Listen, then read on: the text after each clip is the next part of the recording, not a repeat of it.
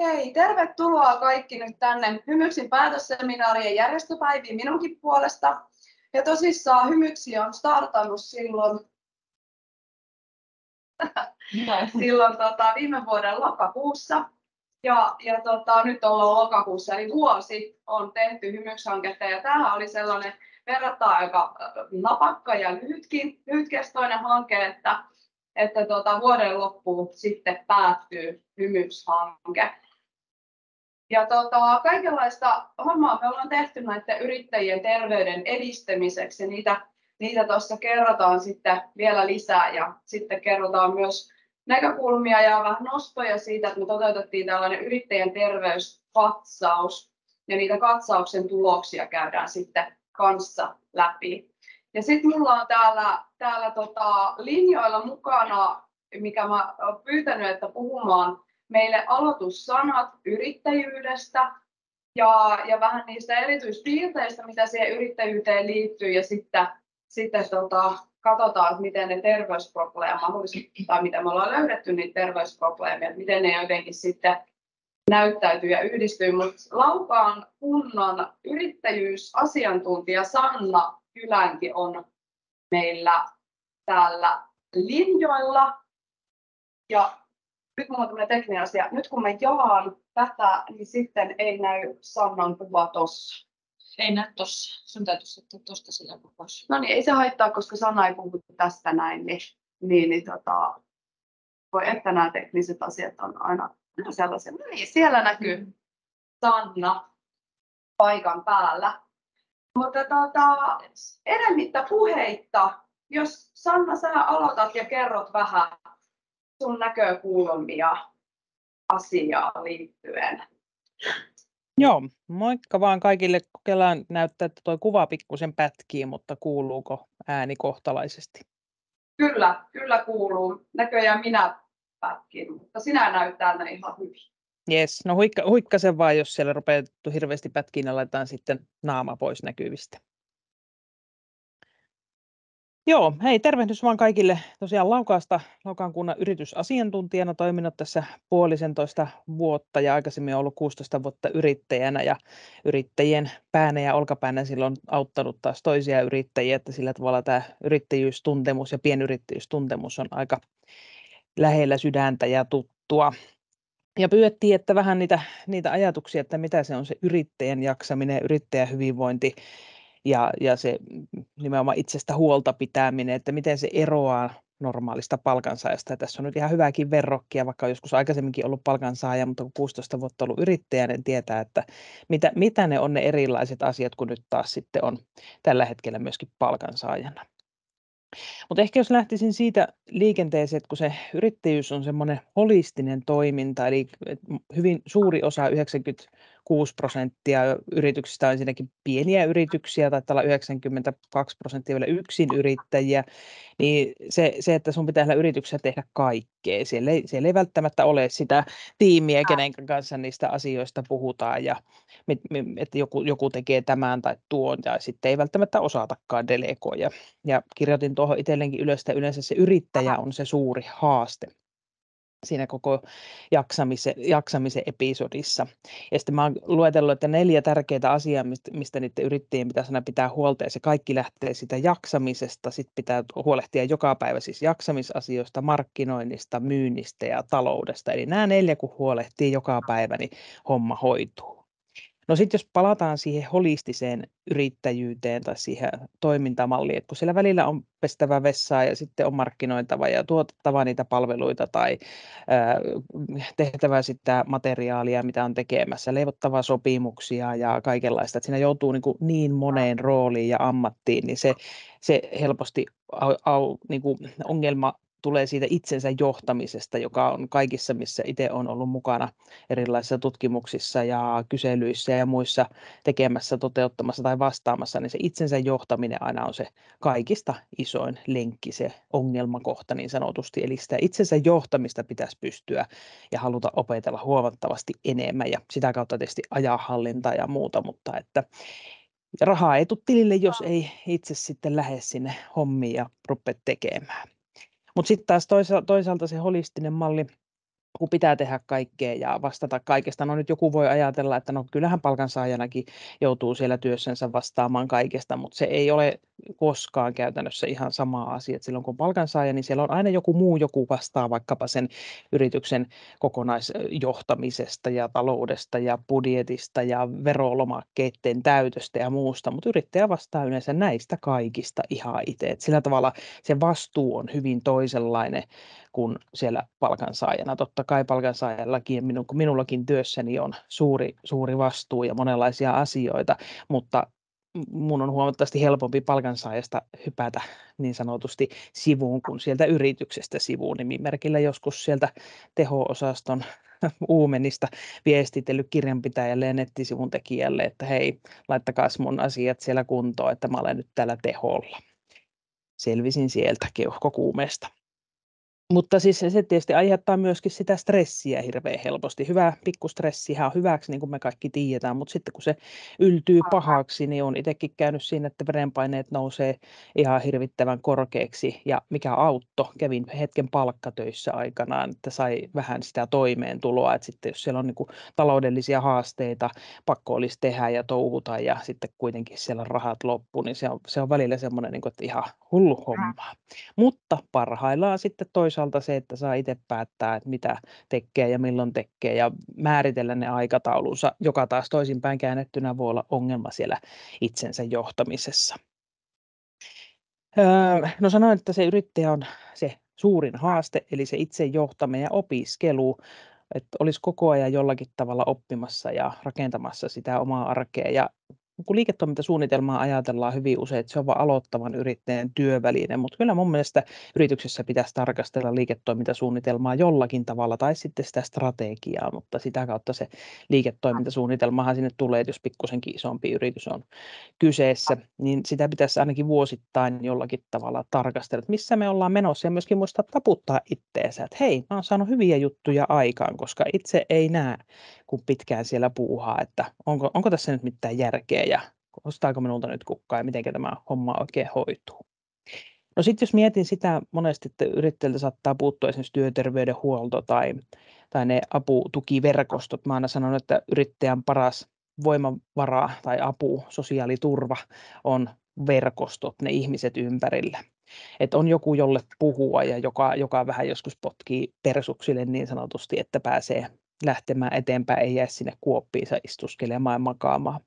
Mutta sitten taas ne matalan kynnyksen paikat, että jos se itse johtaminen on haaste ja siellä on jo niinku kädet täynnä työtä, sä et enää näe sitä, että sun pitäisi pikkusen sieltä irtaantua välillä, niin kuka se tulee repääsemään, jos ei niitä verkostoja ole, niin sieltä työn imusta välillä vähän johonkin muualle. Eli niitä matalan kynnyksen paikkoja ja vertaistukiryhmiä ja sen semmoisia tarvitaan, joista ehkä kuitenkin vielä puhutaan tosi vähän, vaikka meillä on yrittäjäjärjestöjä ja muita. Ja meillä alkoi tässä Laukaassa juurikin tämmöinen yhteisöllinen työtila, yhteisöllisyyden kehittäminen, yrittäjyyden resilienssi, niin kuin muutoskyvykkyys, tankkaamohanke, yritystankkaamohanke, jossa juurikin näihin asioihin kiinnitetään huomioon, että miten se yhdessä tekeminen auttaa taas myöskin jaksamaan ja viemään asioita eteenpäin. Ja ne voi olla pieniä hyvinvointisessioita, se, että saadaan ihmiset lähtemään liikkeelle ja tekemään yhdessä jotakin merkityksellistä. No sitten juurikin se, että kun kukaan ei käske, itse on kaikki hommat hoidettava, niin se, että siinä myös helposti voi tulla se nurja puoli siitä, että kun ei ole sanottu, että no niin, nyt sinun täytyy tehdä nämä tehtävät, kun se koko paletti on ensin suunniteltava itse ja sitten sitä on lähdettävä myöskin tekemään, niin siinä helposti voi käydä myös se toinen puoli, että onkin sitten liian vapaa-aikaa ja on tämmöistä niin kuin vuosien aikana nähnyt tämmöistä näennäistä tekemistä, että mulla on hirveä kiire koko ajan, mutta sitten kun katsotaan viivan alle, niin jotakin sieltä puuttuu, eli sitä rahaa, mitä siellä yrityksessä kuitenkin pitäisi jonkun verran pyöriä, tai oma palkka on jäänyt nostamatta, tai ne asiat on jäänyt sillä tavalla niin kuin kokonaisuudessa katsomatta. Ja yritys on aina kuin oma lapsi, tai lähtökohtaisesti hyvin suurelle osalle, jotka on perustanut itse yrityksensä, niin se on vähän niin kuin oma lapsi, että kaikki te, joilla lapsia on, niin tiedätte, että sitä varjelee ja suojelee ja kasvattaa ihan niin kuin sitä omaa lasta, ja siitä vähän vaikea joskus päästää irti. Että siihen joutuu sillä tavalla myöskin niin kuin aika paljon tunteilla suhtautumaan, vaikka joku konsultti voisi sanoa, että ei saa ja ei pidä, mutta hyvin monelle meistä se on myöskin sanonut, että itse olen kehittänyt ja rakentanut yritykseni, niin se tuntuu sitten semmoiselta niin kuin kasvattaisi omaa lasta siinä rinnalla. Tämmöiset mulla oli täällä nyt niin kuin isoimpina asioina. Olisiko teillä jotakin kysymystä tai mihinkä haluaisitte vastauksia tai kommentteja? Hyviä nostoja, Sanna, oli näistä mun mielestä mielenkiintoista aina kuulla, kun joku oikein asiantunteva ja puhuu nimenomaan tuosta ilmiöstä, että me ollaan katsottu tätä yrittäjyyttä terveyden näkökulmasta ja toki tunnistettu näitä ilmiöitä, mitä toit esille, mutta että sitten se soppa, missä se yrittäjä siellä sitten niin kuin luovii ja yrittää jotenkin sitä yrittää ja tehdä töitä ja sitten mitä kaikkea muuta siihen liittyy. Niin on kyllä mielenkiintoista kuulla. Tuleeko teillä täällä tosissaan jotain kysyttävää, mitä niin semmoista yrittäjyyden erityispiirteistä, tai että miksi joku asia on just yrittäjiltä? Ja aika paljon on mun mielestä keskustelussa niin tämä verrattuna vaikka palkansaajia.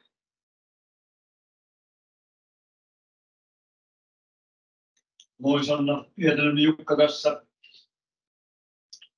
Hei. Tämän yrittäjyyden siinä muun muassa vedessä koko ajan olemisen, niin siinä on Tuleeko Sanna Jukan puhe? Pätki, toistatko? Joo. Eli kun yrittäjä on koko ajan siinä lämpenevässä vedessä huomaamatta sitä itse, niin tämmöinen yhteisöllisyyden rakentaminen jollain muullakin kuin yrittäjäyhdistyksen tai tämän tyyppisten organisaatioiden asioiden kautta, niin sehän niillä yrittäjillä kuitenkin on vaan. Se verkosto muodostuu niistä kavereista, jotka siinä lähiympäristössä on, tai sitten se ei muodostu ollenkaan. Se on myöskin tämmöinen mahdollisuus. Ja useat yrittäjät on myöskin niin kuin parisuhteissa olemassa, mutta siitä huolimatta sille parisuhteessa niiden asioiden jakaminen on vaikeaa. Se on kuitenkin tämmöistä. Siinä on paljon tämmöistä niin kuin yrityssalaisuutta tai sopimusteknisiä asioita, minkä takia niistä ei puhuta. Ja toinen on sitten se, että harvahan meistä nyt niin hirveästi haluaa toista kuormittaa tarkoituksella. Kun menee kotiin ja alkaa urkuttamaan kaikesta sitä poosta, mitä on sattunut päivittää. Että ne teemat periaatteessa on sitten, kun tavataan toisiaan, että raahataan sitä omaa rekeä sen kaverin luokse ja sitten yritetään purkaa sitä rekeä. Toisella voi olla vielä isompi reki kuin mitä itse. Kyllä. Tässä, kuulitko? Kyllä. Mitä? Joo, hyvä. Joo, ja ajattelin kommentoida, että se on juurikin näin.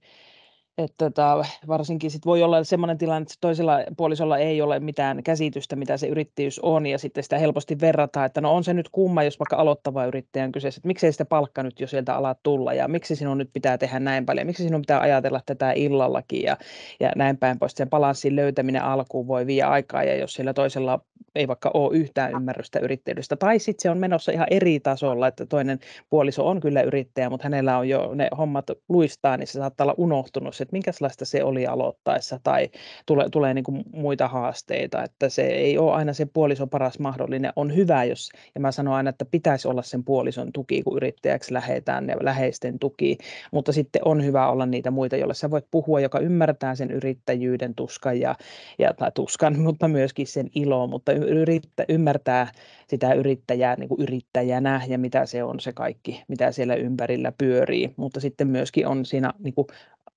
päänä ja olkapäänä, että kuuntelee asiantuntijana, mutta myöskin ymmärtää ja voi tarvittaessa antaa vinkkiä, mutta hyvin usein meillä riittää, että on joku, joka kuuntelee.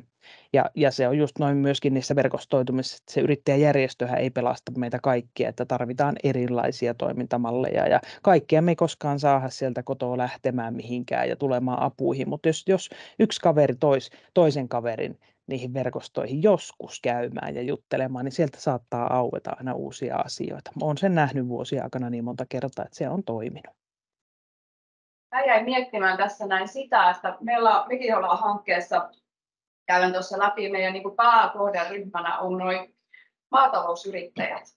Ja hehän yleensä on sellainen niin kuin hyvin ne on pitkien tietämättömien teitten päässä ja varrella, missä nämä maatilat sijaitsee. Ja he niin kuin jotenkin vaikuttaa niin kuin tässä meidänkin näkökulmasta semmoiselta aika hankalalta kohderyhmältä heidän tavoittaminen. Sitten olen ollut yhteydessä tuon Mela on niin kuin maanviljelijöiden eläkejärjestö, niin heillä on tämmöinen projekti Välitä viljelijästä.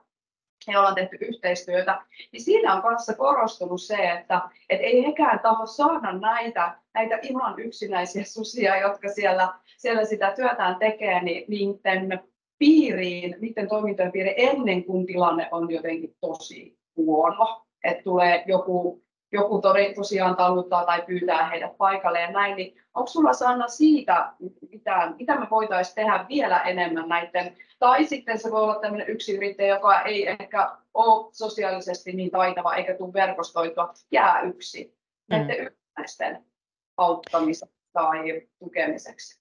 Joo, meillä on myös täällä Laukaassa MTK:n kanssa tämmöinen, missä niin kuin yritetään sitä maatiloita löytämään niitä erilaisia resursseja ja yhdistämään niitä kuin mytty maatilojen ja yhteisöjen tuki, mikähän se onkaan nyt viralliselta nimeltään, mutta että voi ottaa minun yhteyttä, jos haluaa sitä kuulla, mutta vähän samaan aihepiiriin.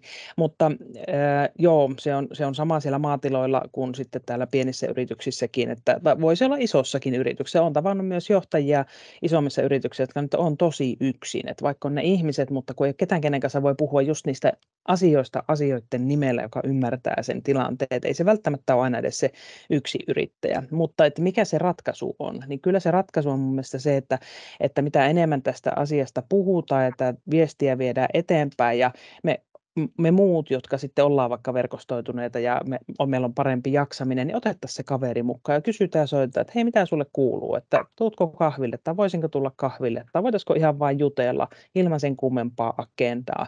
Ja se useasti on se viisauden kivi, jolla pääsee siitä tilanteesta eteenpäin. Pikkuhiljaa saa sitä, niin kuin mä sanoin, että yrittäjän paras sosiaaliturva on verkostot, niin minua vaikeina aikoina yrittäjänä auttoi just ne, että mulla oli niitä ihmisiä, jotka tuli ja jutteli ja kysyi, että mitä sulle kuuluu ja loi sitä uskoa, että huomenna on taas uusi päivä. Se on kyllä hirveän tärkeää. Tässä tuli Pekalla kommentti. Niin. Joo, Pekka Skyttö Jämsästä ja maanviljelijän poika ja sen jälkeen on sitten tässä yrityksiäkin katsellut, mutta tuli mieleen semmoinen, että onko tehty tutkimuksia siitä, että miten vaarallinen ammattisen yrittäjän ammatti kaiken kaikkiaan on, mitä minä katselen, niin kyllä ne melkein äkkinähtö tapahtumia on, mitä itselle tulee mieleen sekä koko omasta suvusta, joka on sieltä monestakin maatilasta lähtöisin, mennään riittävän kauaksi tai sitten kun katselen noita yritysystäviä ja semmoisia, mitä tunnen, niin sieltäkin lähtee niin kuin ihan seisovilta jalottaa. Siinä on aika paljon. Se on hyvin vaarallista touhua. Kyllä. Joo. Joo, onhan se ehkä, mutta ehkä mä sanoisin, että siihen on tullut muutos onneksi, että vielä minun ikäpolvi ja tästä vanhemmat sitten sinne eteenpäin tai taaksepäin, miten tämä nyt sitten ilmaistaan, niin ollaan ehkä vielä semmoista, että ei periksi ei anneta ja lomia ei pidetä ja painetaan ja pusketaan ja semmoinen lepääminen ja huilaaminen ja irtiotto on niin kuin väärin, että se pitää vaan koko ajan keskittyä siihen rahan hankintaan, kun taas sitten nuoremmat sukupolvet onneksi alkaa jo miettiä, että kun ne aloittaa yrityksen, niin just tuossa vaikka täälläkin Laukaassa vuosi sitten yhdet nuoret yrittäjät aloittivat, että he piti 3 viikon tai 2 viikon kesälomaa. Okei, se ei aina kaikille ole mahdollista, mutta edes niitä mikrotaukoja, että on vaikka sitten pidennetty viikonloppu tai puolikas päivä tai hankkii sitä jotain muutakin harrastusta tai jotakin tämmöistä, niin kyllä nämä nuoremmat sukupolvet jo on ymmärtänyt sen, että tarvitaan vähän sitä, niin kuin tuolla Tanskassa sanotaan, hyggeilyä, sitä hyvääkin oloa ja mukavuutta siinä ymmärretään, että se hyvinvointi, niin kuin mä sanoin, että se jaksaminen on kaiken A ja O. Että jos ei se ole kunnossa, niin et sä jaksa markkinoida, et sä saa myytyä, eikä ne pyöri ne talousasiatkaan. Että kyllä itsestä pitää sillä tavalla itsekkäästi pystyä pitämään huolta, kun vesilasiin ei jää sitä kuoppaa ja rahat on kuitenkin rahoja, vaikka ne on tärkeitä ja niitä tarvitaan, niin itse on se tärkein työkalu, koska sitten se stressi purkautuisi juuri sillä tavalla, että saappaat jalassa kaadutaan, kun hommat lopetetaan tai iskee se sydänkohtaus. Että tässä on tämmöinen ikäpolvien välinen kuilu onneksi siinä kohdassa parempaan suuntaan menossa. Joo, kyllä me tästä kanssa kohta kerrotaan näistä niin kuin meidän tuloksista, että miltä se näyttää tuo dataa. Mutta siellä on vielä kommentti kanssa. Tätä vielä. Varsinkin ei ole riittävää. Ja se yrittäjyys on semmoinen, että otetaan loppuun paljon aika nuorena. Mikä mielenterveys, hyvin tärkeää. Mikä yksityisillä ihmisillä, että yrittäjillä, että mitä pitäisi näissä yrityksissä tietenkin panostaa siihen mielenterveystyöhönkin. Siellähän loppuun paljon sitä työstä kiinnittää työpaikkoja. Eli mä tiedän mielenterveystyötä ihan päivittäin. Joo. Ihmisten kanssa olemaan tekemässä sen. Mä huomaan sen. Kyllä. Huomaan sen, että tämä on paljon tätä mielenterveystyötä. Se on paljon auttamaan näissäkin ilmoissa tai yhteisössä, kun jaksaa puhua. Eli keskustelua ja tämmöistä yhteistyötä. Ja voi hakeutua ihan mielenterveystyöhön. Itsekin vapaa-ajoinkin. Ymmärtää se, mitä mieli. Kyllä. Kyllä. Ja varmaan kuulitko sinne? No suurin piirtein kuulin vähän pätkiä, mutta kuuntelin, että olisiko ollut juurikin kyse tästä, että se puhuminen on tärkeä. Kyllä, ja se auttaa siihen jaksamiseen. Kyllä. Näin se on, ja juuri ne verkostot, siinä korostuu, että on joku, kellekä puhuu. Kyllä, just näin. Ja itsekin voi sanoa, että kun on ollut vaikeita paikkoja niitä, niin just ne ihmiset, joiden kanssa on saanut puhua ja just semmoisena ei tarvitse peitellä, kun se just voi olla esimerkiksi se puoliso, että sille vähän joutuu peittelemään, mutta ei halua ihan kaikkea kuitenkaan kertoa. Joko että ei halua kuormittaa sitä puolisoa siellä kotona, tai se toinen ei ymmärrä, tai sitten ne tilanteet on niin kuin tosi erilaisia, niin se juuri, että on joku, jolleka voi ihan rehellisesti sanoa, että hei, nyt minua veetuttaa tai mikä tahansa. Ja se on vaan kumma juttu se puhuminen, että kyllä se meitä auttaa, vaikka me suomalaiset ollaan vähän leimaannuttu semmoiseksi, että ei puhuta eikä pukaaheta, mutta onneksi sekin on muuttunut ja jopa miehet ovat tulleet minunkin luokse puhumaan yrittäjät, että no jonkun kanssa pitää vaan nyt saa puhua, että kun meinaa vähän tuntua, että tuleekohan tästä mitään. Hei, kiitoksia Sannalle ihanasta puheenvuorosta ja asiantuntijuuden jakamisesta tähän meidän päätösseminaariin. Ja haluatko jäädä kuulolle vai tipahatko tässä vaiheessa pois linjoilta? Se on ihan kummin kun haluat, mutta voidaan laittaa tämä sitten tulemaan, tämä tallenne sinulle. Kiitoksia kaikille ja laittakaa Laukaan yrityspalvelut tuolta somepuolelta vaikkapa seurantaa, että jos haluatte katsoa, että mitä me täällä puuhaillaan, ja Yritystankkaamokin löytyy Facebookista ja Instagramista, että siellä näkee sitä resilienssiä ja jaksamista, mutta kiitoksia tästä, oli mukava käydä puhelemassa näistä ja voi olla, että jonkun aikaa tässä toisella korvalla kuuntelen, mutta painelen töitä samalla. Hyvää syksyä kaikille. Kiitos paljon.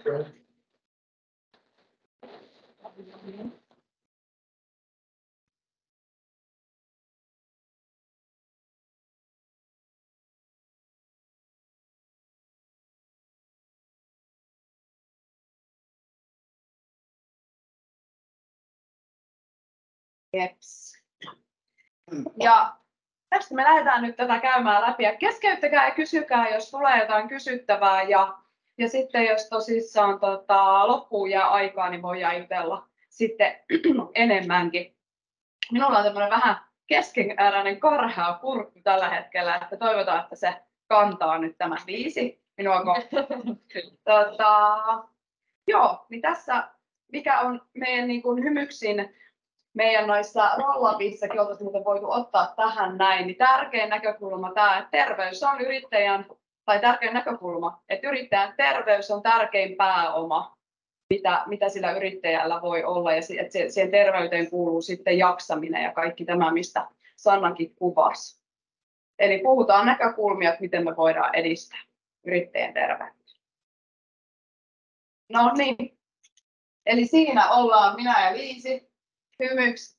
Tämä on meidän ensimmäisestä tapahtumasta Laukaa Essolla otettu kuva. Ja me oltiin silloin ensimmäinen tapahtuma yrittäjille ja mietittiin, että mihin ihmeeseen me voidaan mennä ja mistä me niitä yrittäjiä nyt saadaan kiinni. Niin me päätettiin mennä Laukaa Essolle ja se oli ihan hyvä menestys. Siinä Laukaa-yhdistys oli meidän kanssa yhteistyössä siellä, niin me saatiin monta yrittäjää kiinni sit sieltä. Mutta Hymyks-hanke tosiaan tavoitteena vahvistaa maaseudulla toimivien yrittäjien, pk-yritysten, työntekijän tietoa, osaamista, jaksamista ja motivaatiota työkyvyn ja terveyden ylläpitämisessä. Ja vahvistaa työyhteisön terveyttä ja työkykyä. Joo. Mennään eteenpäin meidän siihen varsinaiseen asiaan. No, mä otin tällaisen hyvän tekstin. Mun mielestä tämä on tosi niin kuin vähän samaan toistoon, mitä Sannakin tuossa kuvasi, mutta että nyt kun meillä on tämä uusi hallitus tällä hetkellä ja yhteiskunnassa on tosi kovaa keskustelua siitä, että mitä me voidaan tehdä, jotta niin kuin ihmisten työurat pitenisi ja meillä on työvoimapula ja hoitoalalla, sote-puolella vielä niin kuin työntekijäpula ihan valtaisa. Ja sitten kun me keskustellaan julkisessakin keskustelussa, niin se on huomannut kanssa, että se liittyy työhyvinvoinnista, kun puhutaan, niin palkansaajiin. Mutta sen niin kuin me unohdetaan täysin tai unohtuu herkästi siitä keskustelusta nämä yrittäjät, kun meillä on kuitenkin hirmu iso osa porukasta, joka työllistää itsensä niin kuin yksinyrittäjiä. Ja heidän niin kuin siihen yksinyrittäjyyteen liittyy tosi monia sellaisia huolia, mitkä ehkä jollain työterveyslaitokset ehkä tunnistaa, mutta sitten semmoisessa yleisessä keskustelussa ne jää pois. Ja koska kukaan ei huolehdi yrittäjän terveydestä ja jaksamisesta, ellei hän itse sitä tee. Ja siinä on tämä inhimillinen näkökulma, totta kai, että yrittäjän työhyvinvointi on yhtä tärkeää kuin palkansaajan työhyvinvointi, että eihän me haluta sitä niin kuin, että me halutaan, että kaikki on tasa-arvoisia. Mutta niin kuin inhimillisestäkin näkökulmasta katsottuna, mutta se, että sitten niin kuin kansanterveys ja työurien pidentämispyrkimys, työllisyysasteisuus, kansantalous, niin ne on ihan tasavertaisia asioita ja niitä pitää esillä myöskin.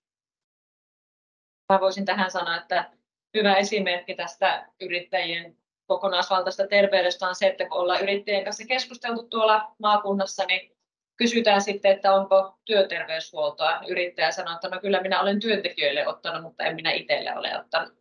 Eli se monesti se ajatusmalli voi olla sitten tällainen, että niin unohdetaan se oma hyvinvointi ja huolehditaan sitten työntekijöiden kokonaisvaltaista hyvinvoinnista sitten enemmän.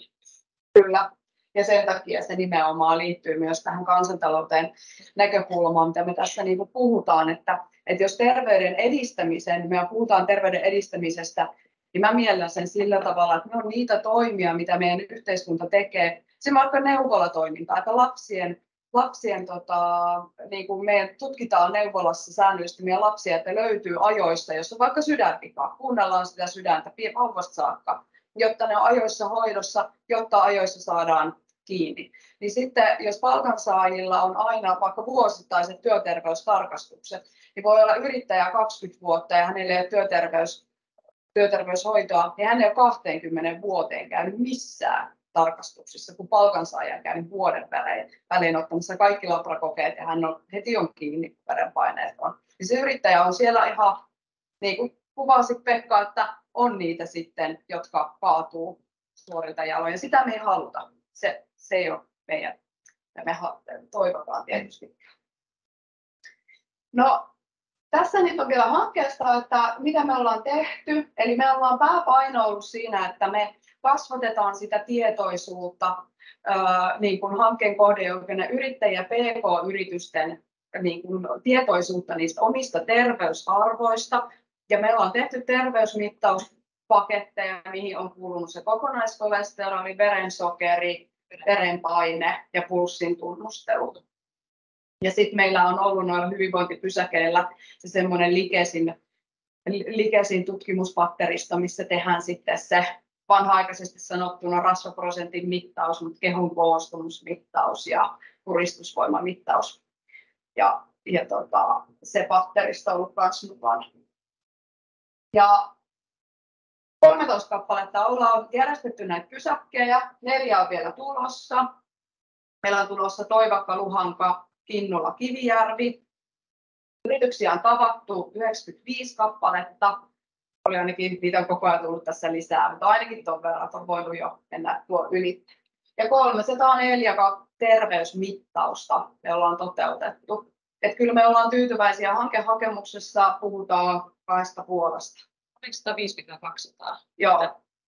Et me ollaan mennyt kirkkaasti sen ylitte, vaikka ihan kaikki toimenpiteet eikä olekaan toteutunut ihan niin kuin me oltaisiin toivottu toteutuneen johtuen näistä yrittäjistä, kun ne on vähän semmoinen kohderyhmä, että ne ei aina lähde ihan kaikkeen mukaan, mitä ajateltu. Mutta joo, kerrotaan siitä vielä lisää.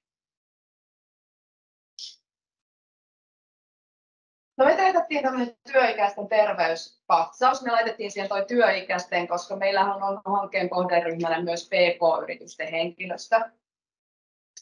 Ja silloin kun tämä katsaus on tehty, niin 239 ihmistä oli mittauttanut verenpaineensa. Ja silloin keskiarvo oli 143/85. Ja sitten täytyy muistaa, että meillä on laaja skaala. Meillä on tosi paljon ollut niitä tosi hyviä niin kaikella skaalalla, tosi hyviä arvoja. Ja sitten on niitä hithalla olevia arvoja ja sitten on niitä huonoja arvoja. Toi on niinku kertoneen siitä, että se jakauma on kuitenkin pikkusen niinku ei hyvän puolella tuo yläpaineen arvoinen. Ja sitten näistä kaikista henkilöistä 63 kokonaiskolesteroli ylitti sen suositusrajan, eli 5. Ja meidän mittari, me ajatellaan, että se näyttää, niin kuin nyt kun tehtiin testausta, näyttää herkästi alakanttiin, se näyttää niin kuin matalempaa kuin se, mitä se suoniveri näyttää. Että ainahan jos on siinä kintaallakin ollut, niin ollaan sanottu, että sitten mennä mittauttamaan se ihan täältä laskimaverinäytteen. Siinä saa sitten se erittely myöskin.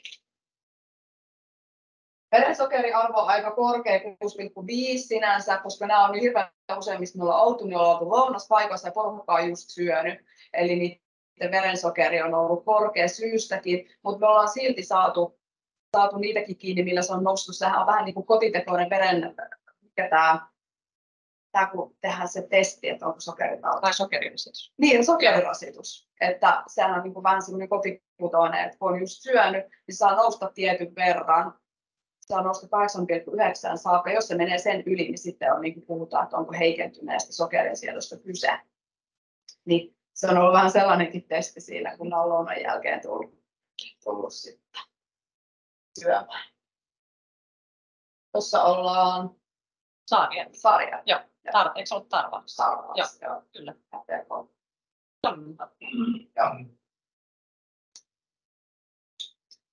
No joo, verenpainetaulukko on tässä näin, on täytetty siitä meidän katsauksesta, niin tämä on tullut nyt lisää, kun tosiaan tämä on lyöty silloin, kun me ollaan tehty tämä nyt kesäkuussa, niin tuossa nyt näkee sitten, että huomattavasti kohonneita arvoja, missä ollaan niin kuin todella vaarallisilla vesillä jo sen verenpaineen kanssa, niin on 9 kappaletta kohtalaisesti kohonneita. Siinäkin on aika korkeat, noista 60/79, niin niitä on ollut 48 jo. Ja mikä on niin kuin tyypillisintä siinä vaiheessa, kun näistä verenpaineita mitataan, tämä on mun mielestä sellaisia huomioita, mitä me ollaan tehty. Verenpaine on sellainen, että ihmiset ei ehkä miellä sitä niin vaaralliseksi niin kuin useinkaan. Että he ajattelee, että se kolesteroli, jos kolesteroli mitataan ensiksi, se on vaikka 4,5. Okei, no ei tässä ole mitään hätää. Ja verensokeri ihan on nuoresta 40, 50 sille.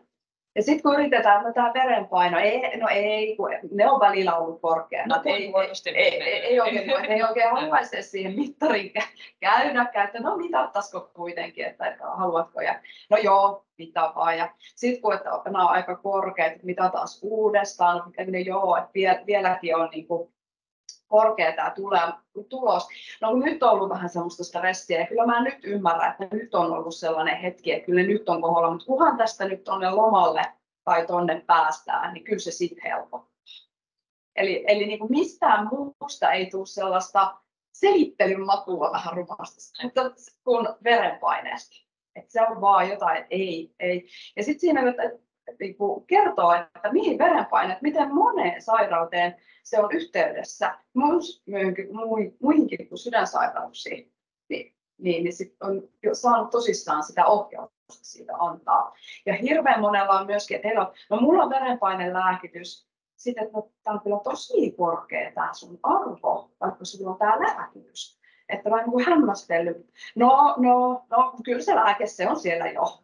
Että hirveän tämän näppituntuman osalta, että moni niin kuin, tuudittautuu myöskin siihen, että mulla on se lääkitys, niin sitten ei tarvitse enää mitata tai sitten ei tarvitse ollenkaan enää niin kuin, olla se aiheen äärellä. Nyt se on hoidossa, vaikka ne edelleen rupsuttaisi siellä jossain kuinka korkealla. Ja ylipäätänsäkin verenpaineen mittausasenteet. Oma aviomieheni Mähnelle, hän siis täyttää 40 tänä vuonna. Ja ehdotin, että mitataanko sun verenpaine. Ei, mua alkaa vaan masentaa jossain mittaan. No ei sitten. Niin. Se ei varsinaisesti ratkaise yhtään mitään. Että se jättää mittaan. Se ei ainakaan paranna sitä verenpainetta, se epätietoisuus siitä omasta arvosta. Ja ylipäätänsäkin, kun miettii, kuinka nopea se loppujen lopuksi on se verenpaineen mittaus ja kuinka paljon enemmän niitä verenpainemittareita on oikeasti tarjolla versus esimerkiksi kolesterolimittareita, että kuinka helppo se verenpaineen mittaaminen monelle ihmiselle loppujen lopuksi sitten olisi, jos siihen mittariin vaan tarttuisi ja ottaisi asiakseen sitten mitata ne verenpaineet. Kyllä, joo. Sitten on vielä tuo, että jos on verenpaineen lääkkeet, niin tuo otetaan. Niin, ja sekin, että jos ne on purkissa, keittiönpöydä. Se placebo-vaikutus ei ole hirveän hyvä siinä. Ja sitten muutenkin on se, että jollakin saattaa olla, että yläpaino on 200 ja sitten sanotaan, että mä nukuin viime yönä huonosti. No ei yksi huonosti nukkunut yö nosta paineita kuitenkaan niin korkealle. Että siinäkin sitten ihmisilläkin on, että jos on oikeasti tosi vaarallisen korkeat paineet, niin sit sitä saatetaan kuitata sillä, että no minä nukuin huonosti. Vaikka ei se mene niin, että totta kai se verenpaineet nousee siitä, jos sä oot nukkunut huonosti, mutta rajansa kaikella, kuinka paljon ne verenpaineet voi sitä yhdestä huonosta yöstä nousta. Että ei, se ole, niin kuin, ei sitä voida kuitata sillä, että jotain on juuri nyt tapahtunut. Kyllä. No, mennäänpä sitten eteenpäin. Kyllä voisi olla suuvahdossa. Niin, kello. No joo, no, sitten tässä nostetaan muutama näitä löydöksiä. Se, mikä meillä, niin kuin me kysyttiin aina, kun meidän tuonne mittaustapahtumaan tulee, niin kysytään, että miten arvio siitä, että miten he kokee työkykynsä. Työkykynsä ja työkyvyn keskiarvoksi muodostui 8,3. Niin kuin 4-10, 3 ei 3. Eli aika hyvä. Voisi sanoa että tämän perusteella, että keskisuomalaiset yrittäjät, mitä me ollaan tavoitettu, kokee työkykynsä lähestulkoon. Mä en ole varmaan alle 7 numeroa saanut. Mä oon saanut parilta, mutta heillä oli kyllä niin kuin ihan syy, että yhdellä oli ollut niin aivoinfarkti vähän aikaa sitten vielä kuntoutui. Ja sitten niin tämmöistä, että oikeasti on niin ollut joku, mutta ei niin sanotusti perusterveellä niin kyllä 7 on ollut, ei alle sitä kyllä varmaan ollut. Ja se, että yrittäjät niin lähestulkoon että mä oon yrittänyt 10. Että he niin kokee, että se on jotenkin semmoinen niin tärkeäkin juttu, että mä oon työkunnossa. Ja tosissaan hyväksi, eli erinomaiseksi koetaan. Mutta sitten mikä mun mielestä oli kauhean niin kuin mielenkiintoista ja toisaalta aika selkeäkin näkökulma, mutta sitten se on ainakin nyt todistettu, että hoito on ohjattu. Eli se ihan se porukka, josta me ollaan oltu todella huolissaan. Meillä on ollut, se verensokeri oli 20, eli kun meillä saa 8,9 olla, niin meillä on 20 2 ihmisellä siellä 20 huitteilla. jotka ei ollut mitään aikaisempaa tietoa mistään diabeteksesta, ei minkäänlaista tietoa. Ja he koki, että heidän työkuntonsa oli ihan semmoinen ihan hyvä, koska ei ollut mitään oireita. Toinen, mitä me ollaan löydetty, nämä hoito-ohjeetut, niin tosissaankin sitten on muutamat limmeri löytynyt, jotka on myöskin kokenut, että työkyky ja työkunto on sitä 8-9 luokkaa. Ihan hyvä olo. Ja toi meidän mittari, käydään sitä iltapäivällä sitten vielä vähän läpi tuosta työpiiristä, niin se näyttää, ja kun tästä ranteesta kun kokeillaan, niin syke on aina siellä ennen, tai siis tuntuu pulssi semmoisen epätasaisesti. Eli mä en halua, että on vähän niin kuin semmoinen näkökulma, että mä haluan, että ihmiset elää niin kuin täyttä elämää ja eikä pelkää, että voi, onkohan mä nyt sairas ja mun täytyy kaikki testit käydä ottamassa, että voi vasta sitten elää täyttä elämää. Ei niinkään, mutta siltikin, että nämä tällaiset sairaudet ja nämä ei välttämättä tunnu missään. Ne ei nipistä, ne ei tee kipua, ne voi vaan tietää mittaamalla. Ja sen takia nämä säännölliset terveystarkistukset on niin tärkeitä, että sitä ei voi tietää ennen kuin sitten käy. Se on meidän tulos, että mittaustuloksista enemmistö on ruvennut ajattelemaan omaa terveyttään ja ovat motivoituneet jonkinlaisiin terveystoimiin. Näin he ovat sen meille ilmoittaneet ja ovat kokeneet, että tämmöiset mittaukset, konkretia on niin kuin terveyttä edistänyt, motivaatio terveyden edistämiseksi tärkeitä. Ja sitten mikä on, niin kuin mitä mekin ollaan löydetty ja moni on siitä puhunut, että yrittäjien säännöllinen työaika miehillä on 3 tuntia keskimäärin pidempi kuin palkansaajilla. Mä sanoin tämän yhdellä yrittäjäyhdistykseen, kun olin puhumassa näistä asioista, niin ne pääsi röhönauruu ja ne oli sitä, että mistä sä ton oot vetänyt, että ei todellakaan pidä paikkaansa, että se on ainakin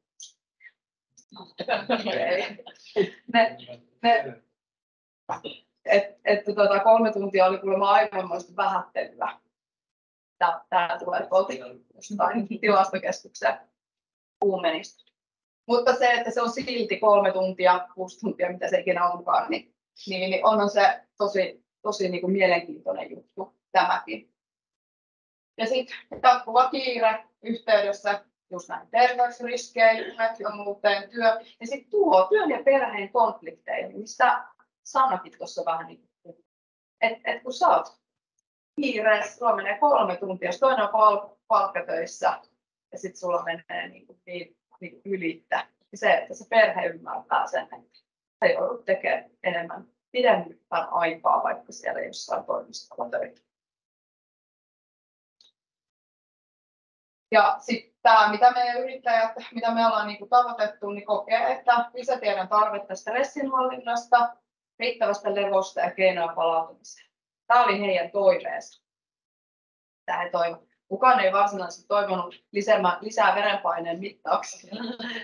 Mutta tämän kaltaisia mittauksia kyllä toivottiin tämän kaltaisia tapahtumia. Mutta sitten, että mitä se tietämys olisi, tai tuli muutamia jotain terveyden ja ravitsemus, mutta sitten tämä jaksamisongelmat on sellainen niin kuin selkeä, mikä kiinnostaa. Ja mikä tulikin että se mielenterveyden asiat on paljon näinä päivinä esillä ja syytä onkin.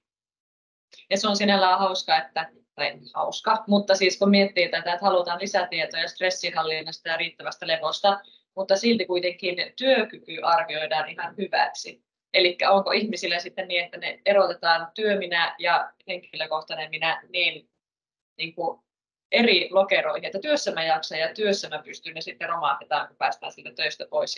Ja silloin tulee ne kaikki niin kuin ongelmat ja niin kuin stressi purkautuu ja itse en mä saakaan unta. Ja sitten taas kun aamulla mennään töihin, niin nyt niin työmoodi päälle ja nyt pystyy, mikä ei pidemmän päälle ole sitten välttämättä kovin järkevä keino, mutta ei välttämättä muita keinoja tiedetä tai ei ole osaamista.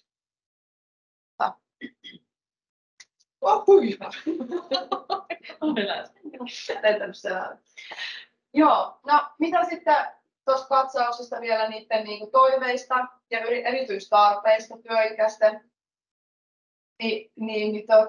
Lihaskunnan merkitys ja haasteet oli yksi sellainen tosi niin kuin paljon noussut ja varmasti myöskin kuva kertonee just siitä, että niin kuin monesti meillä on paljon ollaan tavoitettu sellaista, miten sen sanoo, työtä tekevien porukkaa, haalarepukusten porukkaa tai tämän tapasta, että se lihaskunnan merkitys on tosi tärkeä sille, että jaksaa tehdä oikeastikin sitä työtä. Mutta se, mikä me on, tätä on paljon tässä jo vähän piirissäkin pyöritelty, että mitä me voitaisiin tehdä tälle.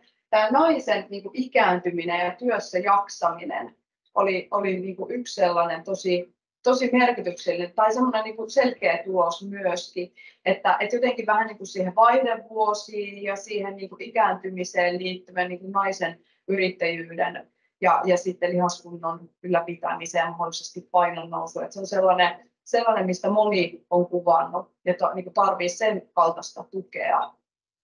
Että se on sellainen mielenkiintoinen juttu, että mitä sillä voisi tehdä. Ja nythän Sydänliitossa pyritään aloittamaan sellaista hanketta tästä naisen sydänterveys.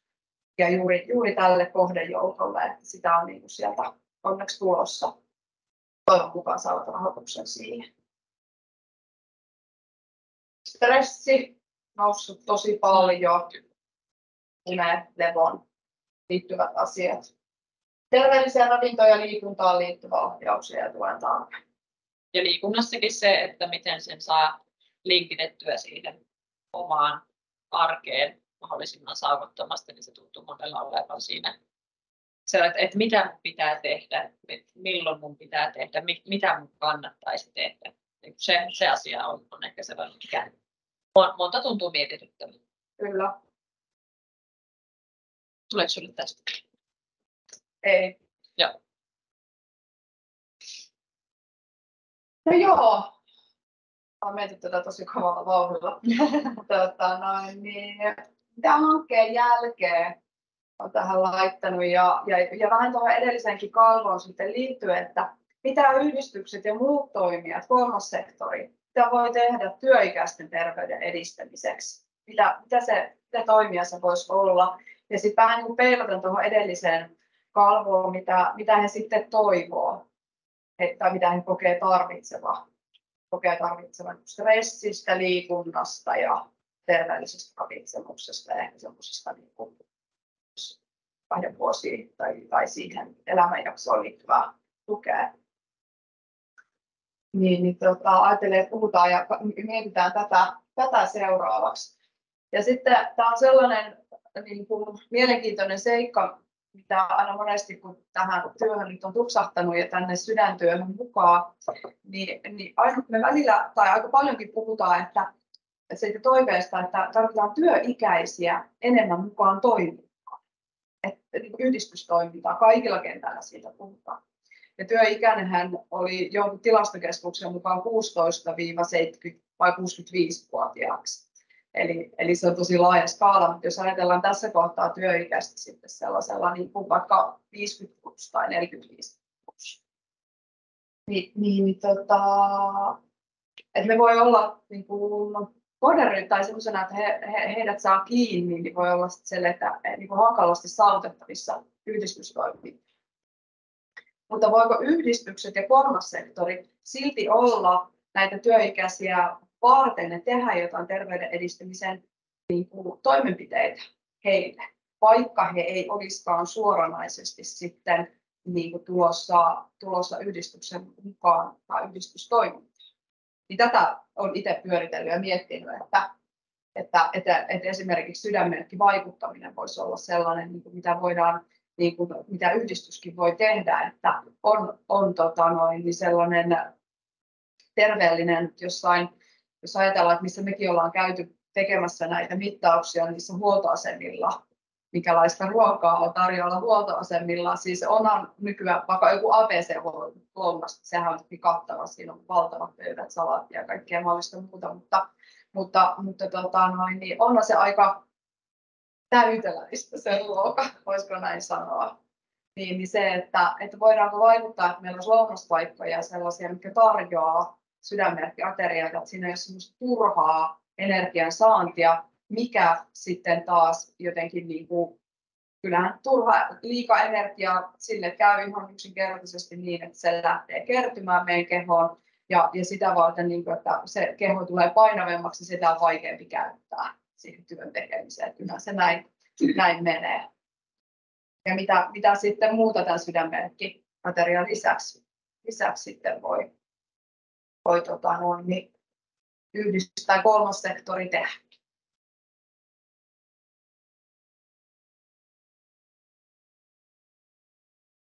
Sitten sydänyhdistyksistä vielä erityisesti.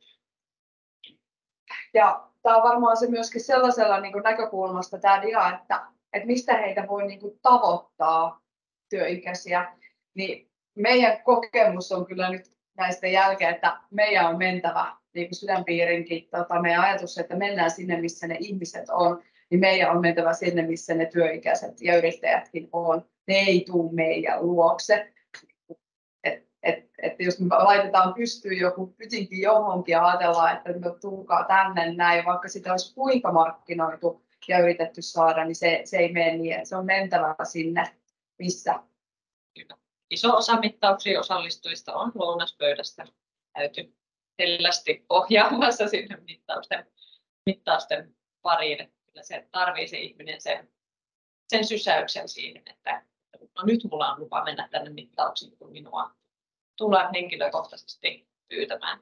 Niin, semmoiset ujoimmat aremmat. Jotkut tulee sitten tietysti oikein niin, että joo, totta kai, että kaikki tehdään näin, mutta osataan kyllä hyvin lämpimän kannustuksen. Liisi on ollut siinä tosi hyvä. Yes. Mutta se, että mitä me ollaan koettu, missä on tavoitettu näitä yrityksiä hyvin, niin yrittäjän aamukahvit, yrittäjäyhdistyksillä on lähestulkoon kaikilla, ei ihan ehkä pienimmissä, mutta tämmöisillä kuntakeskusten yrittäjäyhdistyksillä on aamukahveita. Minä ollaan oltu mukana tekemässä näitä terveyden edistämiseen tai näitä mittauksia ja puhumassa sitten eri aiheista ja jotenkin tuotu tätä asiaa esille.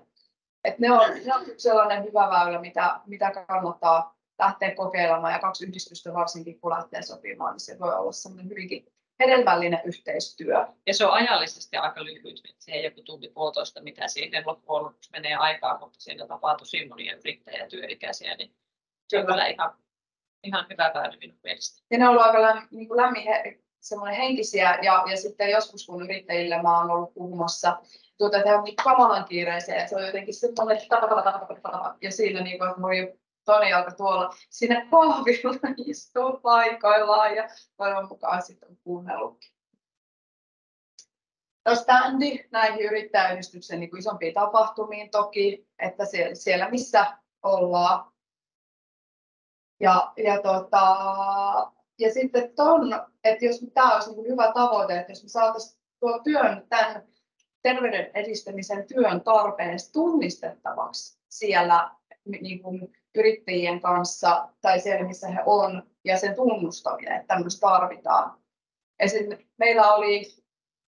Me selvitettiin tuohon seurantaryhmään, että kuinka monella on työterveys tällä keskisuomalaisista yrittäjistä.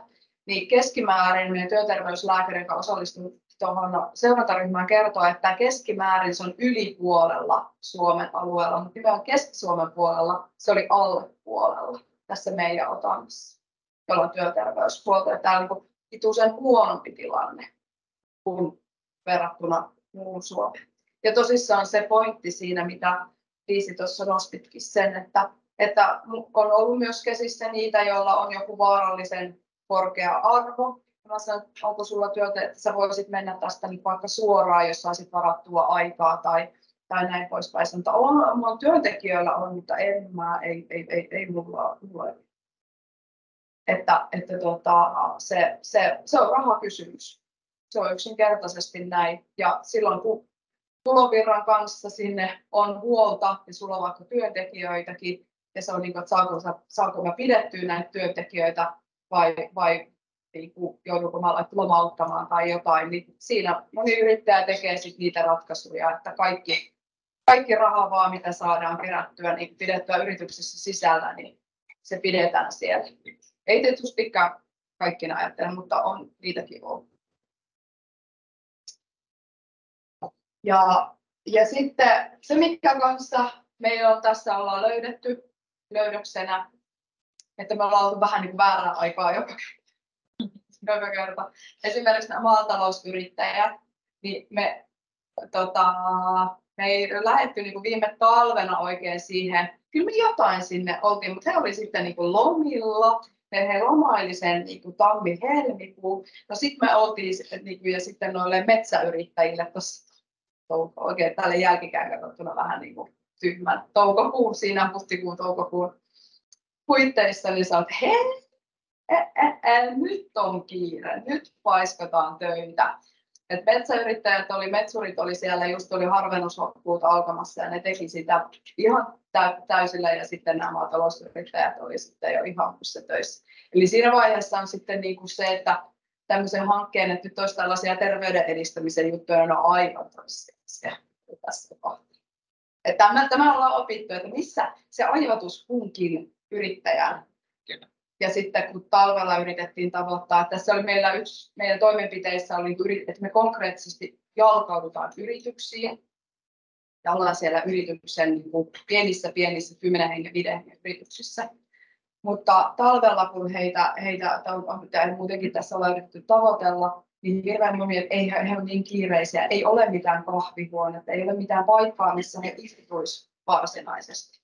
Ja sitten oli se rakennusala ja maansiirtofirmoilla oli, että no tarvitsisi siellä yksinkertaisesti ole ketään, että ne kaikki työntekijät on kausityöntekijöitä, että kyllä minä ehkä saatan täällä itse olla, mutta kannattaako teidän nyt ajaa 150 kilometriä tänne Keski-Suomen perukoille tekemään yhtä mittausta, ja todettiin, että no ei se ole kovin resurssiviisasta sillä tavalla, että sitten taas he sanovat, että no kesällä heillä on työntekijöitä, mutta kaikki on työmailla, eikä niin kukaan ole täällä missään, että voisi niin mitata. Ja jonkun yrityksen kanssa sain jo sovittua sillä tavalla, että he eivät olleet varmoja, että ovat juuri sinä päivänä siinä yrityksessä, mutta että mä voin soittaa heille sinä aamuna, että ovatko he siellä vai eivät, voiko tulla mittaamaan. Ja siitä mä soitin aamulla. Niin mä oon nyt Iisalmissa, mulla ei ole niin yhtään aikaa nyt ihan suunnilleen luurin korva. Ja totesin, että ei varmaan, ei olla menossa tänään tekemään mittauksia. Että tosi hankalaa kyllä niin kuin oli tuo homma toteuttaa. Et se, että missä niinku yritetään yrittäjän tai jos on tuossa niinku meidänkin töissä, niin se yhteisen aikataulun löytäminen, niin on se välillä tosi hankalaa, että se saat heidät kiinni. Ja se, että mä ymmärrän sen, että meillä on niinku ärsyttävä kärpänen siinä, että tiedostaa jollain tasolla, että joo, tämä on tärkeää, mutta että minulla on nyt tässä vähän tärkeämpiäkin juttuja kuin yhteen yritykseen kun kontaktoin, niin hän sanoi, että no minä ja koko työporukka ollaan viimeistä voitelua vaille, että ei me tarvita enää yhtään mitään.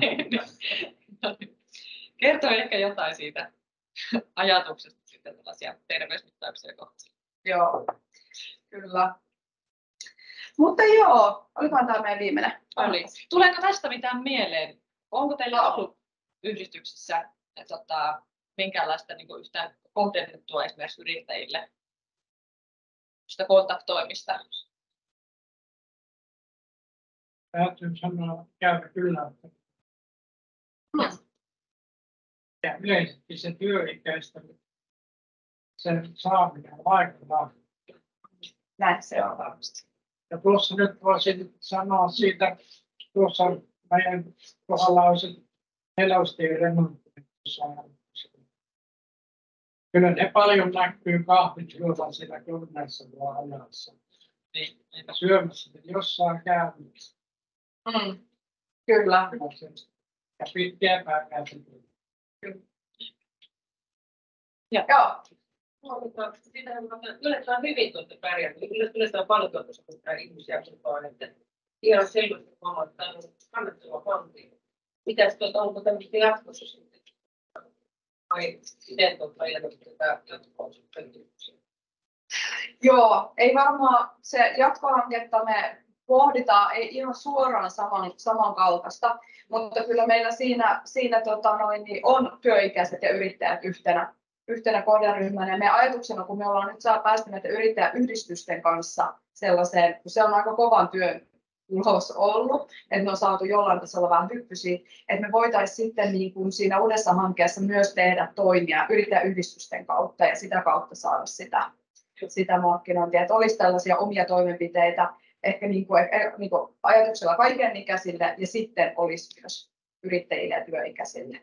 Et siinä on tarkoitus olla sit yhdistystenkin vähän niin kuin parina siinä, että tekemässä sitä työtä. Mutta katsotaan, mitenkä Keski-Suomen ely tähän meidän suhtautuu tähän suunnitelmaan. Ihan kuitenkin merkitystä, että oli ennaltaehkäistyötä ja sillä voidaan sitä oikeasti paljon rahaa, että jos ihmiset ei sairastuta. Kyllä. Ja kyllä niin, tuohon rahan säästämiseen vielä sanoa, että miten se, muistaako Emmiina ulkoa, miten se meni, kun Glimmeri, mitkä ne on, Glimmeristä tulee aivoinfarktin kustannukset, jos saa hoitamaton glimmeri ja siitä aivoinfarkti tulee. Se oli useita tuhansia euroja, en muista ihan tarkkaan. Joo, että puhumattakaan sitä inhimillisestä kärsimyksestä, mitä siitä seuraa, mutta myös se yhteiskunnallinen, että 50 ihminen on niin sitten aivoinfarktin niin pitkällä kuntoutuksella ja mahdollisesti sitten eläkkeellä. Niin, mutta joo, siinä oli. Tästä erittäin hyvä hanke ja olette saaneet yllättävän paljon sinne niin näitä kohdilokkoja, että miten ihmeessä se on niin vaikeaa sitten itsestään tykkää. Että se on niin kuin rahakysymys, tykkääkö itsestäni vai en tykkää. Että ei se työterveyshuolto nyt ihan varmaan sitä firmaa kaadaa, että joku muu juttu sen firman kaataa kuin se yrittäjän työterveysmaksu.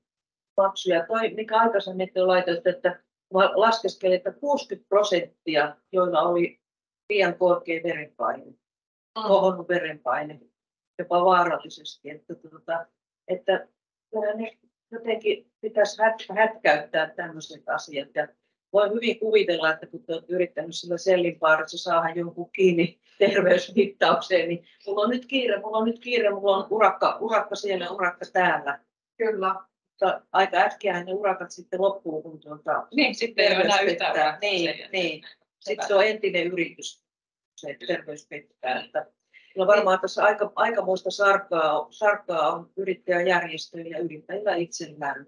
Ja huomaan sen, että hirveän usein, tai niin kuin, mä en tiedä huomasitko sä kun aktiivinen, mutta itsellään niin kiersi sitä aina siellä lounaspuolella, jos ei just silloin itse ollut mittaamassa, niin oli myös niitä nuoria työntekijöitä tai yrittäjiä, jotka kävi nopeasti hakemassa sen 2 hodarin ja energiajuomin ja lähti pois. Varmaan sitten takaisin sinne työkoneeseen ja syömään sitten siellä. Että kun se lähtee niin kuin jo tietyllä tavalla alusta asti se sellainen, niin kuin, että itsestä ei pidetä huolta ja mennään niin kuin se työkiire edellä, niin sitten se kertoo.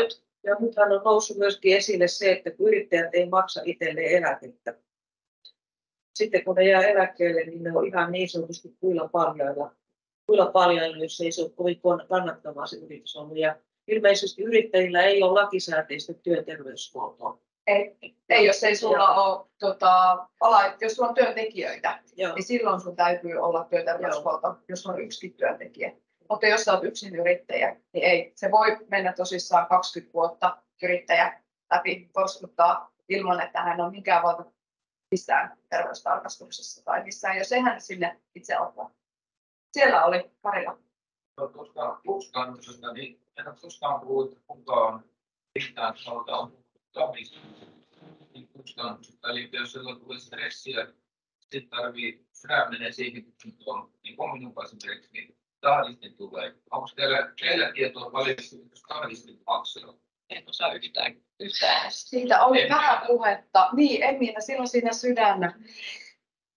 siinä esiteltiin niitä tahdistimia, mutta onhan se iso, vaikka se itse tahdistin koneena ei maksaisi, mutta se, että siihen niin maksaa sekin, mutta sitten siihen tarvitsee leikkaava lääkäri ja kaikki nämä toimenpideihmiset ja seurannat ja näin poispäin. Minä olen paljon sitä.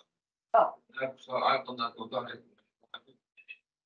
Minä olin 360 oli Jyväskylän seudulla laitettu sinä aikana. Se lähti semmoinen, joka iski, jolla on niin sanottu laiska sydän, eli syteet on 40 ja siellä oli semmoinen 70, oli se huomatusti nuorempi. Niin oli tipahtanut alalattialle ja sitten vaimo sanoi, että nyt on aika mennä. Niin hän sai sen iskevän, hän on myös sama iskevä 5 000 €. Joo. Hän sanoi, että oliko se on minun, se on niin toisiksi tehokkain. No 30 000 €. Niin. Ja niin, minä maksoin vaan sen, mitä se on 450 sinne. Kyllä. Sitten mä olen saanut yhden, ja nyt mä olen saamassa 3, kun mulla on niin piuha viallinen, että vaihdetaan uuteen, tehokkaampaan, en tiedä, onko se edullisesti. Siis tästä voisi sanoa, että jos on 360 pääskyläisiä ja siihen pannaan joku 20 000 per kappale, niin voi olla minkälainen määrä, että jos et pystytään jotenkin estämään puolet niitä, että ei tarvitse mennä sieltä ahdistelemaan. Pitää sitten kyllä elossa monen ihmisen. Kyllä, että tässä tietenkin niin kuin mä ajattelen, että niin kuin se on ihmisen niin kuin oikeus siihen tahdistimeen. Näin meidän yhteiskunnassa me ollaan kaikki samalla viivalla sen suhteen, mutta sitten se näkökulma siinä juurikin, että jos me voidaan ehkäistä ja näitä että ei kenenkään se inhimillinen kärsimyskin voidaan ehkäistä ja plus sitten sitä yhteiskunnallista. Me kaikki tiedetään, että meidän valtion kanssa ei ole tällä hetkellä kaikitikaan pohjaton ja vähän huonossa jamassa, niin jos me voidaan jollain tavalla niin kuin sitä edistää sitä valtion kassan touhua tai rahaa siellä tai jotenkin Ei paineita, ei paineita millään tasolla, mutta kuitenkin, että tämä on silleen tärkeä aihe. Tärkeä aihe. Joo, sellainen asia, minkä puolesta taistelisin valtavasti, niin tämä yhteistyö meidän järjestöjen kesken. Nythän me erotellaan, meillä on Sydänyhdistys on eri yrittäjäyhdistys on eri porukkaa, mulla ynnä muut ryhmät, mitä meillä on. Ja sitten kun me otetaan yrittäjäyhteyttä, jolla muutenkin on periaatteessa niin yliperäisessä koko ajan, niin se on hirveän vaikea mennä se yrittäjän vuosi. Sen yrittäjän tosiaan se on mieluummin sekoittaa se käytöslähtiä työteitä. En mä tarvitse ei tässä monesta. Mielestäni pitäisi paljon enemmän niin kuin miettiä sitä yhteistyökuvioita tässäkin asiassa, että nämä yrittäjäyhdistykset ja Keski-Suomen yrittäjät, YMS, vaikka niiden kanssa tehdään töitä, niin sitten kuitenkin se siirtyy sinne paikalliselle tasolle se vastuu. Ja jotenkin meidän pitäisi pystyä sillä paikallisella tasolla sitä yhteistyötä rakentamaan. Kun te olitte meillä, niin meillä oli 32, meillä oli 10% yksiköitä, eikö niin suurin piirtein? Ja iso tapahtuma niin. Silloin, kyllä. Ja sitten meillä oli ne mittarit, jotka oli First Beat ja oli 50 kappaletta saatiin sinne, niistä oli 48 käytössä. Mutta se on henkilöitä, siis sehän syntyy vaan henkilöiden kautta. Että tämmöinen lehti-ilmoitus tai joku muu vie meitä kovin pitkälle. Ja siinä mielessä mä kannustaisin hirveästi tähän yhteistyötukeen. Ja monenlaisia erilaisia vaihtoehtoja löytää tuossa vaan ihan tästä vaikka nyt Sydänmerkki-asiassa tuli mieleen se, että meillä on muutama ravintola, jossa luovutaan. Miksi me voitaisiin järjestää tämmöinen Sydänmerkki-lounaa niihin kaikkiin? Tämmöinen yhteinen informaatiotilaisuus, jossa voitaisiin kaupata niin kuin tavallaan sitä Sydänmerkki-tuotteen niin markkinointia. Että siellä on joku tuote, jossa on se Sydänmerkki niin sillä lounasyödessä. Johonkin aikaan, silloin jo 2000-luvun alussa, niin pohdittiin sitä esimerkiksi Suomessaaressa, kun sitä puhuttiin terveyskylpyllä, niin puhuttiin siitä, että me laitetaan tuota kaloria päälle niin kuin ruokalista. Paljon näissä on tavalla. Siis, sitten sellaiset asiat unohtuu se yrittäjän maailmassa, jos ei ole jatkuvasti. Ja kyllä mä ajattelen, että kyllähän edelleen yrittäjyyteen yhdistetään vähän sellaista niin kuin semmoista säpäkkää tekemistä ja verkostoja ja vähän sellaista niin kuin sellaista vähän kuolemattomuutta ja vähän miehisiä arvoja ja tämmöisiä matsoja. Tämän tyylistä. Ja mitä yrittäjäyhdistyksessäkin mäkin olen käynyt niin kuin puhumassa, niin hyvä, kyllä he vastaanottavaisia on, mutta ei tämä terveysasiat ei nouse sieltä heidän yhdistyksestä oikeastaan niin kuin lainkaan. Että enemmän se, niin kuin, se on just sitä, että paljonko olet tehnyt tulosta tai onko ollut tilauksia tai tämän tyyppistä se puhe. Että siinä olisi niin kuin loistava kehittämisen, että jos pääsisi tekemään yhteistyötä ja herättelemään sitä, että niin näitä arvoja, terveysarvoja ja terveyden edistämisen näkökulmaa myöskin. Ja onhan yrittäjiä myöskin, jotka käy säännöllisesti. On meidän käsissäkin ollut monta yrittäjää, käy säännöllisesti vuoden välein työterveystarkastuksesta. Heillä on se, että on myös tietenkin näitä, joilla on asiat kunnossa ja terveys kohdillaan ja he uppuu ja puhuu kuolemattomuutta ja näin poispäin, että on. Mutta sitten on näitäkin, joilla sitten tilanne on huonompi. Sen verran meillä on tämä työterveyshuollon näkökulma, että monetkaan ei edes tiedä sitä, että kun tekee työterveydestä suunnitelman, niin he ovat niin Kelan korvauksen piirissä. Se on pelkästään se kustannus, se mahdollisuus. Tietysti monessa suhteessa. Meillä tämmöistä tiedon puutetta on paljon tästä tavoitteella ja valmiiden epäilyä. Tai yrittäjille. Ja siis eihän se tarvitse se työterveyshuolto olla joka vuosi. Se on työntekijöilläkään joka vuosi. Ei. Se on se tietysti ikäryhmästä riippuen, kuinka usein se on näitä sellaisia asioita, vaan pitäisi niin olla esillä. Ja oli tämmöinen mieleen, että kyllähän Sydänyhdistys voisi ihan hyvin olla tai piiri olla Keski-Suomen yrittäjäjuhlassa tammikuussa läsnä. Niin. Omalta osaltaan niin tuomassa sitä, että nythän on yhteistyövuosi ollut. Niin miksei voisi olla siellä näkyvissä siitä, että silloin kun se, että ollaan, niin tätä yhteistyötä tehtyä. Kyllä. Joo, tuo on kyllä mielenkiintoinen. Hanke toki tosiaan päättynyt jo, mutta että jos piirillä niitä on. Jos on sen kyntin sinne vielä, niin se kertoo siitä, että me ollaan mukana. Kyllä, ja silleen, että on tärkeä varteuttava toimija. Että ei pelkästään ole aina niitä tämmöisiä toimijoita, vaan niin kuin sydänterveys ja tämmöinen niin kuin yleinen terveyden edistäminen, ja se on niin tärkeä toimija, mikä on. Ja niin kuin ehkä tärkeää se ajatuksena, että sydänsairaudet ei ole vain iäkkäämpien ihmisten ongelma, vaan ihan yhtä lailla työikäisillä niitä sairauksia on, niin sen asian jotenkin konkretisoiminen ja niin oikeasti näkyväksi tuominen niin olisi varmasti tosi sellainen hyvä asia. Anteeksi, kun sitten äänestin myöskin työnantajan näkökulmasta on merkityksellistä, että työntekijät säilyy terveenä. Että onko se, että jos sulla on 40 kaveri, joka joutuu jäämään työkyvyksellä, on se yrityksen merkitys.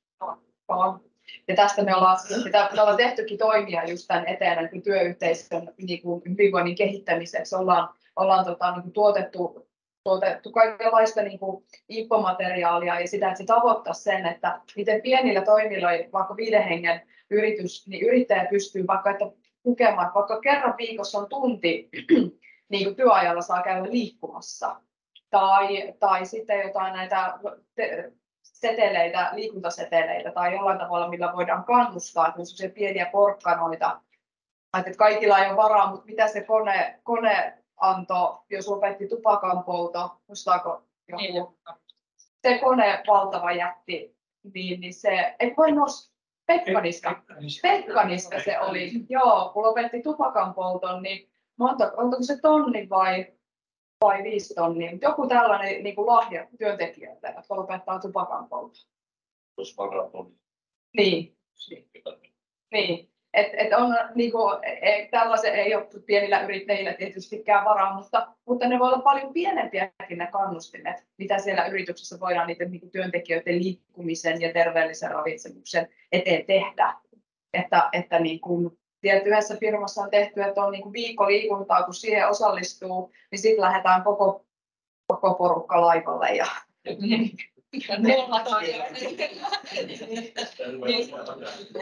Ja siis oikeastihan esimerkiksi just tuo syöminen, koska jokainen ihminen lähtökohtaisesti yleensä syö työpäivänsä aikana. Että se ei ole edes niin semmoinen välttämättä vapaa-aikaan liittyvää, vaan syöminen liittyy just siihen työhön, niin että ottaa siinä työyhteisössä sen, että nyt me ei kaikki käydäkään tällä snäkärillä ottamassa niitä hodareita, vaan oikeasti kiinnitetään huomio siihen, mitä vaikka yhtenä päivänä viikossa syödään, tai yksi yhteinen kasvisruokapäivä viikossa, tai joku sellainen niin kuin pienillä muutoksilla sitä semmoista työkulttuurin muutosta, koska hirveän useinhan työntekijöillekin on vain yksinkertaisesti se, että ei tiedetä, mitä kannattaisi syödä, mikä olisi semmoista laadukasta ruokaa, mikä sitä energiaa ihan oikeasti antaa siihen työpäivän loppuun saattamiseen paremmin kuin se valkoinen vehnäsämpylä, missä on se jauhomakkara välissä. Niin kuin se, siis tällaisia niin kuin pienillä asioilla, mutta sellaista niin kuin työilmapiirin niin kuin ajatusten muutosta, asenteiden muutosta. Kyllä, mutta eikö me tulla... oli meillä Mitä oli, mistä sä puhuit siinä alussa? Niin, tämä on se. Yrittäjän terveys on yrityksen tärkein pääoma.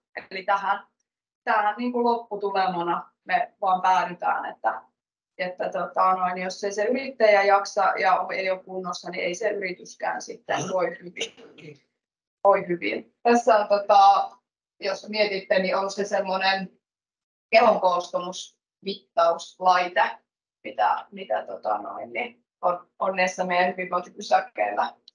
Oruja tulee nyt olemaankin, niin Likes tekee noita. Joo. Sitten meillä on kiitos.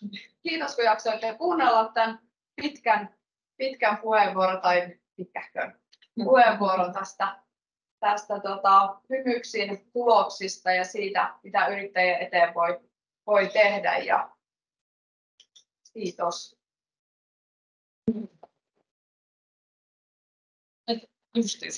Molemmat. Mä ollaan etuajassa.